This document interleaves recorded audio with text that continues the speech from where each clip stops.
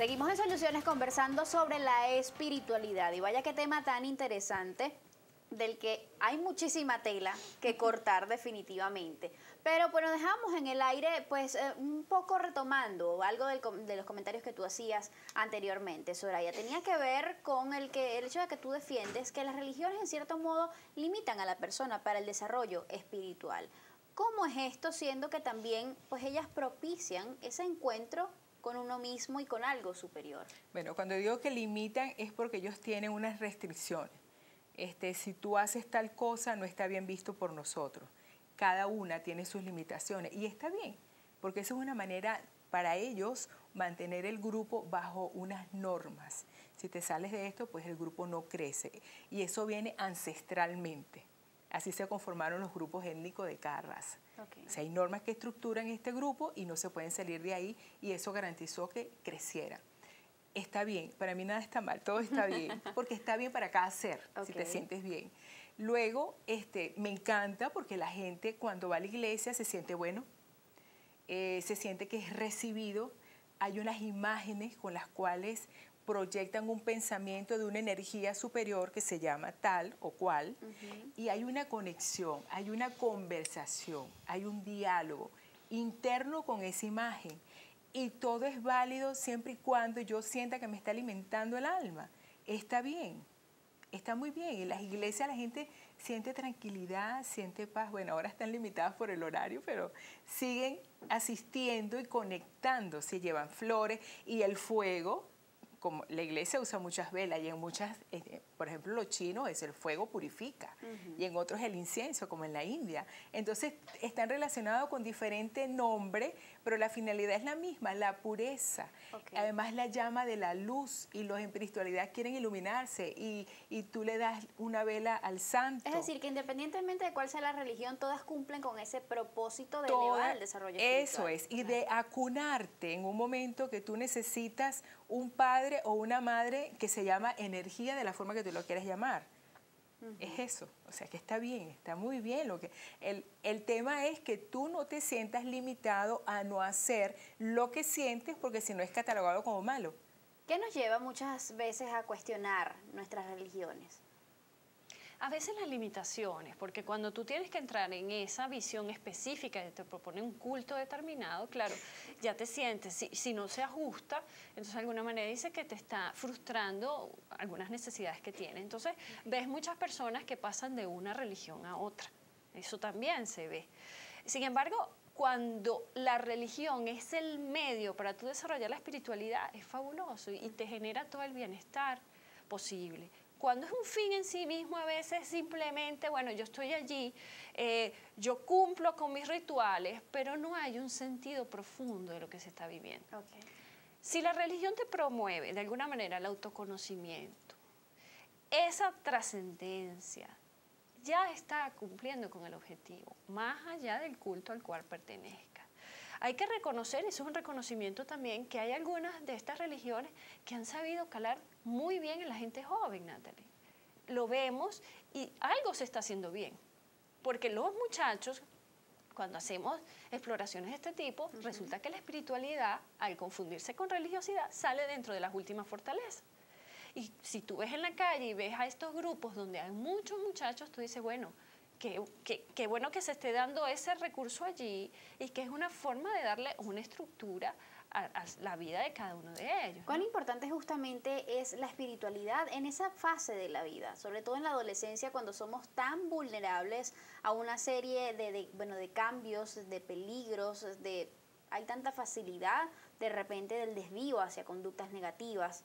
¿Cuán importante es esto allí? Sí, la fortaleza, el apoyo, la guía, que no es la cotidianidad de papá y mamá, sino un ser que me desnuda y me puede ver con transparencia en dónde estoy guiando yo mis pasos. Entonces, también es importante de los padres escuchar y ver cuál es el lenguaje de los hijos, invitar a los amigos de los hijos a la casa, porque también hay grupos que no son del todo sanos. ¿Quiénes son los principales responsables de repente educarnos en ese trabajo de fortalecimiento espiritual?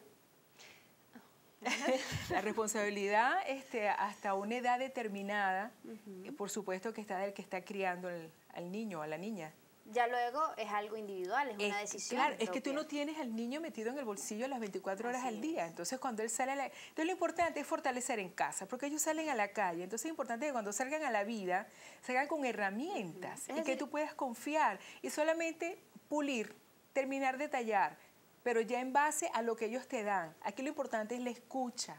El hijo te va diciendo por dónde va y qué concepto tiene de cada paso que da en la vida y cuáles son sus experiencias. Tener los grupos en casa y escuchar cómo se relacionan, eso te va a dar una pauta de qué parte de esa pieza te permites tú tallar Así o te es. permite el niño tallar. Es decir, que es una excusa totalmente, digamos, malísima.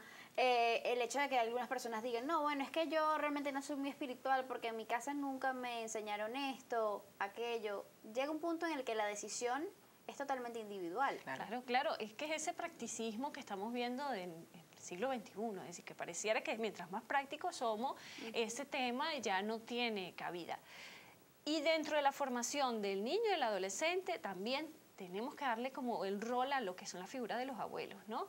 Del abuelo y del abuelo cercano a eso. Ahora, en la medida que tú vas creciendo, tú vas dándole una figura a lo que significa tu propia experiencia interna. Okay. ¿Y cómo se logra sobre todo eso? Frente a las pérdidas, más que las ganancias, porque en las ganancias nos sentimos muy bien. Así es. Pero cuando Y perdemos... todo el mundo se olvida de agradecer cuando ganamos. Pero cuando perdemos empezamos a llorar. ¿Y por qué perdimos y por qué nos pasó esto? Entonces ahí, cuando encontramos o desciframos el por qué ocurre, ya estamos generando espiritualidad. ¿Cómo es la vida de una persona que no se ocupe de su salud espiritual? Lo que pasa es que eso le pertenece a cada quien. O sea, quizás para nosotras pudiera ser una falta de piso, una falta de sostén, una falta de creer que sí lo puedo obtener, el concepto de mala suerte, pero a lo mejor para esa persona está bien. Es que relativo. nada está mal y nada está bien. Si está bien para ella, está bien. En el momento que lo considere, por eso es que hay que dejar que venga a buscar ayuda. Porque cuando se siente ese vacío, cuando cae en una crisis, sí todos acuden. ¿Quién me podrá ayudar? Así es. Cualquier cosa. ¿Y cómo se identifica si existe o no ese vacío? Vacío espiritual, dices Así tú. es. Es lo que les explicaba de alguna manera con respecto a buscar gratificaciones inmediatas. Mi gratificación inmediata es producir, es generar dinero, es buscar lo material y en algún momento determinado veré qué va a pasar con mi espiritualidad. Ahí vemos lo que podríamos llamar un vacío espiritual. Cuando tú haces las cosas y no estás de nuevo encontrándole el sentido, esa es una forma de vacío espiritual. ¿El pesimismo? El pesimismo ¿Puede ser un reflejo de esa carencia? Si no hay la idea de esperanza profunda, puede ser una carencia espiritual. Ahora, tenemos justamente un material que preparó nuestro equipo de producción, quienes salieron a la calle, como siempre, a investigar un poco y a conocer qué opinan los venezolanos sobre este tema tan interesante. Vamos a verlo. La espiritualidad es estar tranquilo con uno mismo.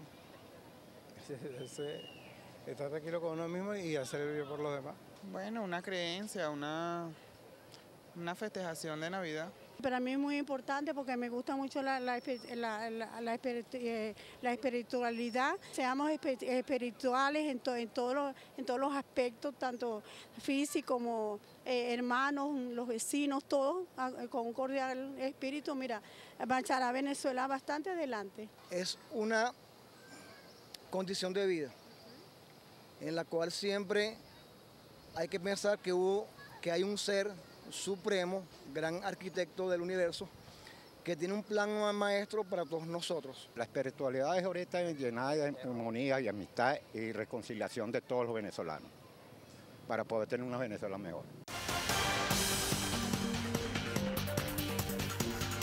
Continuamos en Soluciones Interesantes, las opiniones como siempre de nuestros encuestados. Muchísimas gracias por prestarse a participar con nosotros. Quisiéramos también saber cuán determinante puede ser la espiritualidad o la fortaleza espiritual para combatir los grandes males de la humanidad o en estos tiempos que tienen que ver muchísimo con la ansiedad. Se dice que el 10% de la población mundial posee algún tipo de trastorno de ansiedad.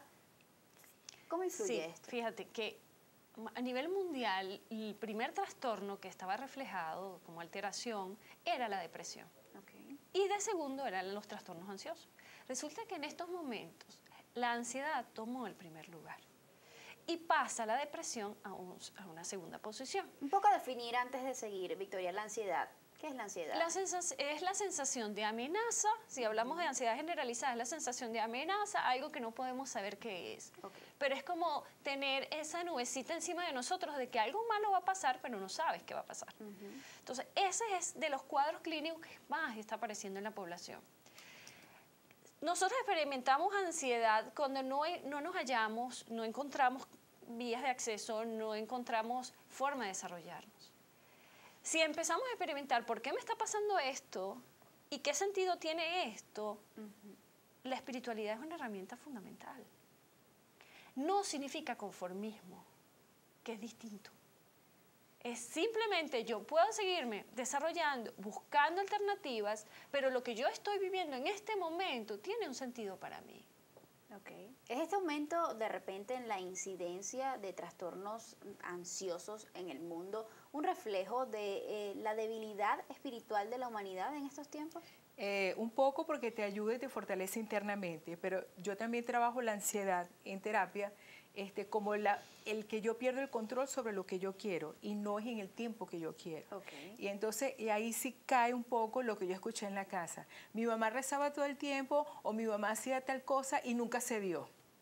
Entonces ahí viene mi falta de fe, mi falta de creencia en eso que mi mamá creía y que me lo impuso además. También la ansiedad está muy regida por el control.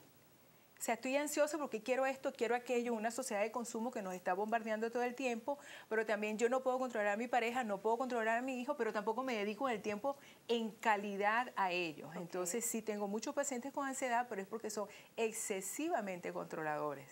Okay. Y controlo en cuanto yo consigo las cosas, pierdo la fe en mí. Pero es que hay una revisión que hay que hacer, entonces ahí caigo yo un poco en el programa del coach. Ajá, ¿qué tienes? ¿Cuánto quieres? ¿Qué quitamos de aquí? ¿Qué ponemos aquí para que esas dos ruedas comiencen a funcionar? Y entonces tú adquieres nuevamente fe en ti y baja la ansiedad porque ves cercano y tangible tu sueño.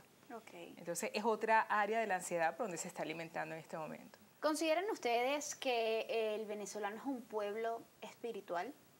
Sí, claro que sí. Siempre le da espacio a eso. Uno dice, bueno, que a veces se ha reducido, pero la experiencia espiritual está allí presente siempre. Y desde la religión también, claro que sí. Ahora, el acto de fe es una especie de abandono. Yo me abandono a la dinámica del universo. Okay.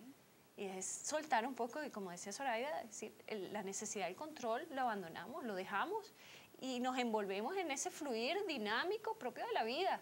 Eso no significa entonces que podamos atajar todo lo que nos ocurre. Es confiar. Sí. Confiar ciegamente. Sí, es entregarle el lápiz a Dios o a la energía superior, como tú lo llames, que te ayude a escribirle a misión e historia de tu vida.